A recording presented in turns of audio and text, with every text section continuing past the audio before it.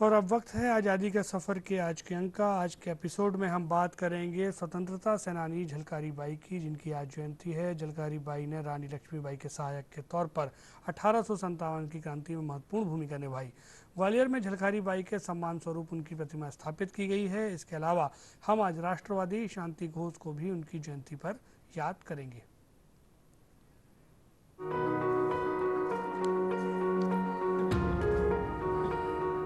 जो लक्ष्मीबाई महारानी सी एक बलिदानी है, योद्धा मर्दानी है, वीरांगना झलकारी बाई की अमर कहानी है।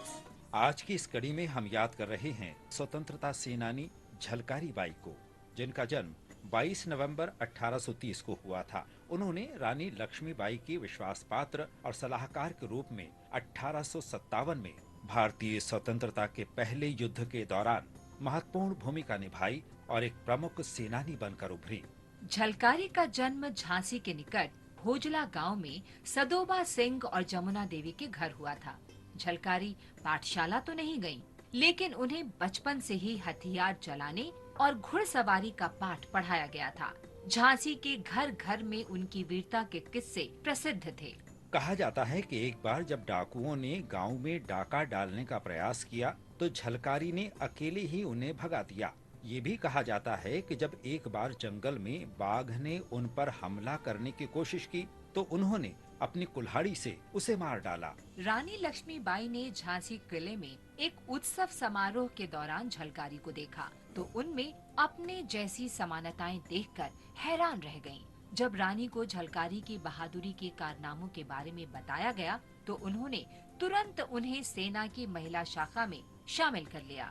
1858 में जब ब्रिटिश फील्ड मार्शल ह्यू हेनरी रोज ने झांसी पर हमला किया तो रानी लक्ष्मीबाई ने अपने 4000 सैनिकों के साथ अपने किले से ब्रिटिश सेना का मुकाबला किया, लेकिन उन्हें अपने ही कमांडर ने धोखा दिया, जिससे उनकी हार निश्चित हो गई।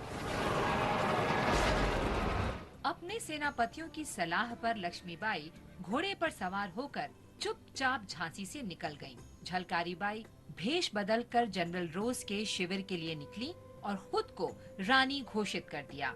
इससे दिन भर भ्रम की स्थिति बनी रही और लक्ष्मीबाई को बचने के लिए पर्याप्त समय मिल गया। रोज ने पूछा साथ में तेरे कैसा करे व्यवहार, फांसी दे दो झलकारी ने कहा ये बारंबार। झलकारी बाई अपनी रानी की रक्षा करते हुए और अपनी मातृभूमि के लिए लड़ते हुए 4 अप्रैल 1858 को वीर गति को प्राप्त हुई। झलकारी बाई की वीरता ने लाखों लोगों के अनुकरण के लिए एक समृद्ध विरासत छोड़ी है।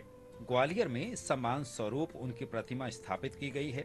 2001 में भारत सरकार ने झलकारी बाई को श्रद्धांजलि देने के लिए एक डाक टिकट जारी किया था। अपने लोगों और अपने देश की रक्षा करते हुए प्राणों की आहुति देने वाली इस महान योद्धा को हमारा सलाम।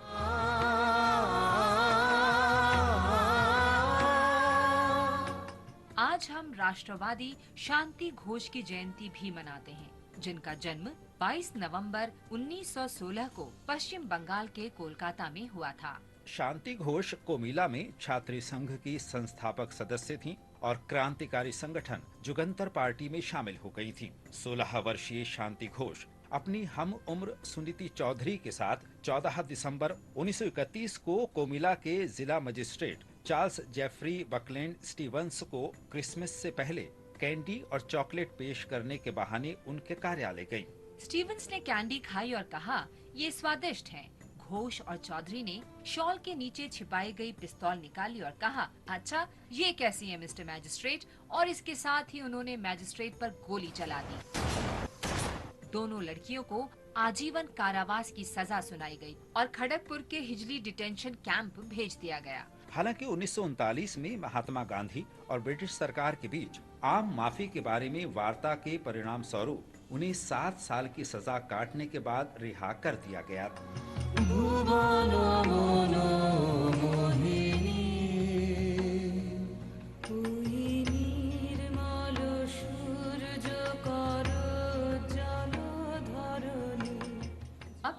पढ़ाई के बाद घोष ने बंगाली महिला कॉलेज में दाखिला लिया और राजनीति में शामिल हो गयीं। वे 1952 से 1962 और 1967 से 1968 तक पश्चिम बंगाल विधान परिषद की सदस्य रहीं। वे 1962 से 1964 तक पश्चिम बंगाल विधानसभा की सदस्य रहीं। शांति घोष 1989 में अपनी मृत्यु तक देश की भलाई के लिए काम करती रहीं। हम इस महान देशभक्त को सलाम करते हैं।